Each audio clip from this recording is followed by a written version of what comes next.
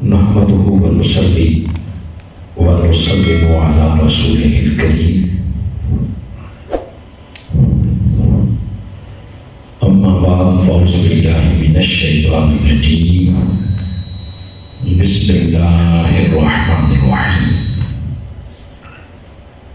قال الله تعالى في القرآن الحكيم والتين والزيتون وطور سينين وهذا البلد الأمين لقد خلقنا الإنسان في أحسن تقويم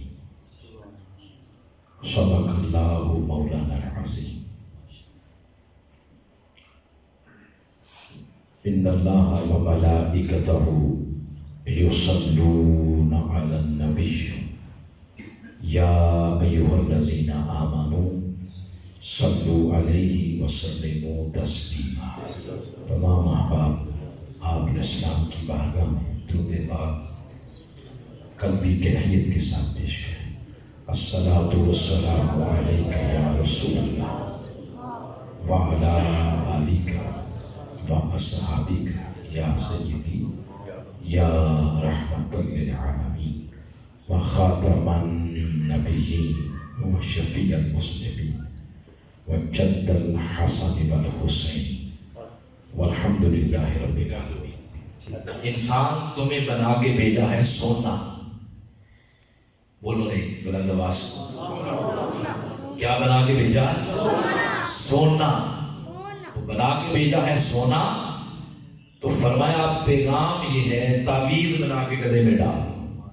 کسی کو 10 سال بعد بلاؤں گا واپس، کسی کو 20 سال بعد، کسی کو 30 سال بعد، کسی کو 50، کسی کو 70، حد کر لیں تو 100 سال۔ تو 100 سال بعد بھی اگر کسی کو واپس بلایا تو وہ پیغام یہ دے رہا ہے کہ اتنی بات یاد رکھنی ہے کہ جیسے میں نے سونا بنا کے بھیجا تھا میں نے اسی طرح سونا واپس بھیجا۔ میری بارگاہ میں کھوٹ کی گنجائش کوئی نہیں۔ سونے کے متضاد کیا لفظ ہوتا ہے؟ کھوٹ، ملاوٹ۔ تو وہ فرما رہا ہے جیسے سونا بنا کے بھیجا تھا ایسے ہی سونا واپس لینا ہے۔ میری بارگاہ میں کھوٹ، ملاوٹ، آمیزش اس کی گنجائش نہیں۔ ہم بھی دیکھیں جیسے کوئی گھر بنانا چاہے، بچے کو باہر بھیجنا چاہے، کوئی بچے کی اعلیٰ تعلیم کا انتظام کرنا چاہے، گھر میں 2، 4، 3، 5، 6 تولے کسی کے سونا پڑا ہو، زرگر کے پاس جاتے ہیں بیچنے کے لیے، تو زرگر اس کا وزن کرتا ہے، وزن کر کے بتاتا ہے کہ آپ کا سونا 3 تولے خالص ہے اور 1 تولا کھوٹ، یا اس کو پالش کہتے ہیں یا اس کو ملاوٹ کہتے ہیں۔ تو کیا خیال ہے جو ریٹ 3 تولے کا لگے گا وہ 1 تولا جو کھوٹ ہے اس کا بھی کوئی ریٹ لگے گا؟ وہ زرگر پاگل نہیں ہے، عام ناقص عقل والا انسان نہیں کھوٹ کی قیمت لگاتا، تو کہاں اس خالق و خالق کی۔ وہ فرماتا ہے اگر تم نہیں کھوٹ کی قیمت لگاتے تو میں کیوں لگاؤں گا؟ میری بارگاہ میں کھوٹ کی گنجائش نہیں۔ اس لیے انسان یاد رکھ، قبر میں آنے سے پہلے یہ تیری زندگی کے سانس غنیمت ہے، اس زندگی میں خود اس کھوٹ کو دور کر لو جو سونے کے ساتھ مل گیا قبر میں آنے سے پہلے۔ اور قبر میں تم لے کے آئے تو پھر میں دور کروں گا اور تمہیں تکلیف ہوگی۔ اور وہ کیسے کرتا ہے؟ جیسے ہمارے زرگر کرتے ہیں، یہ سونے کو کہاں رکھتے ہیں؟ آگ میں رکھتے ہیں، اور سونا الگ اور کھوٹ الگ۔ اس الہ کا بھی الوہی طریقہ یہی ہے، وہ بھی آگ میں رکھے گا، اور بندہ پھر آگ کو کہتا ہے یہ عذاب ہے، تو وہ آگے سے محبت سے فرماتا ہے وہ نادان بھلا اپنوں کو بھی کوئی عذاب دیتا ہے؟ ما یفعل اللہ بعذابکم، میں نے کیا کرنا تمہیں عذاب دے کے؟ مجھے کوئی خوشی نہیں ہوتی تمہیں عذاب دینے میں، تو مولا یہ آگ کیا ہے؟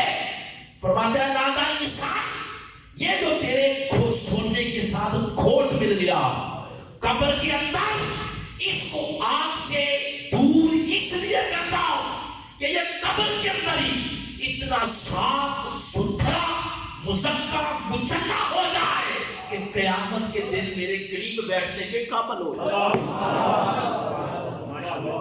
اس لیے اس کو قبر کے اندر ہی دور کرتا ہوں تاکہ قیامت میں میری جنتوں میں قرب پانے کے قابل ہو جائے.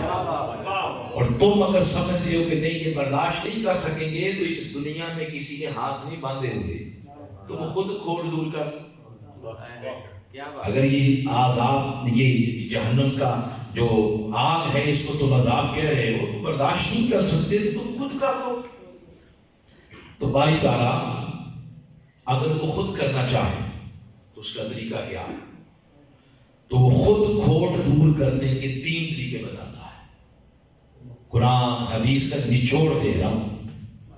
اس دنیا میں آپ بیٹھے ہیں نا, آپ درس قرآن میں بیٹھے ہیں, جمعہ پڑھنے جائیں, اپنے پیر صاحب کے پاس چلے گئے, اپنے شیخ کی صحبت میں بیٹھے ہیں, خود قرآن پڑھ رہے ہیں, حدیث سن رہے ہیں, آقا اسلام کی کوئی نعت سنی, کوئی ایسا جملہ لگ گیا دل کو, ایک کیفیت بن گئی, اور پچھلی زندگی پہ نظر جا پڑی اور من کے اندر سے یہ آواز آئی کہ میری تو ساری زندگی پہ کھوٹ ہی کھوٹ ہے.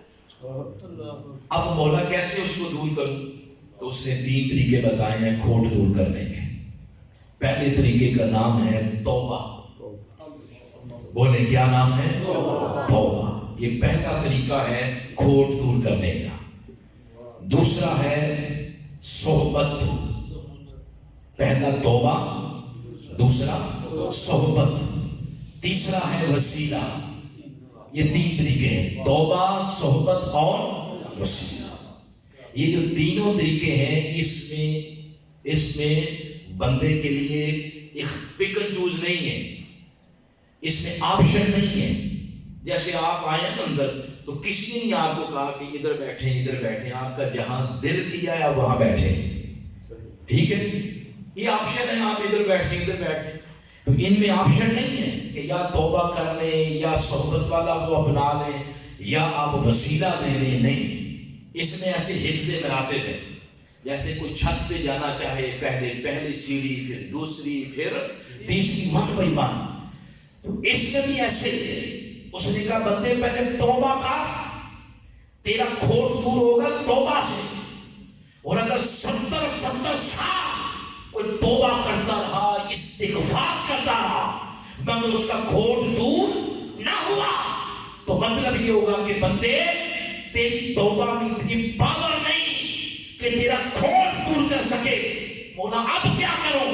وہ فرماتا اب جا کسی میرے ولی کی صحبت میں بیٹھ جا, وہ ایک نظر کرے گا تو 70 سال سے کھوٹ دور نہیں ہوا, وہ ایک مرتے کلندر کی ایک نگاہ سے دور ہو جائے گا. یہ دوسرا طریقہ ہے کھوٹ دور کرنے کا, جس کا نام ہے صحبت. اور اگر صحبت سے بھی کام نہ ہوا, آخری فائنل ایک ہی طریقہ ہے, اس کا نام ہے حسن و حسین کے بابا مکین گنبد خضرا کا وسیلہ. یہ آخری طریقہ ہے. 3 طریقے ہو گئے کھوٹ دور کرنے کے, توبہ, صحبت اور وسیلہ مصطفیٰ صلی اللہ علیہ وآلہ وسلم.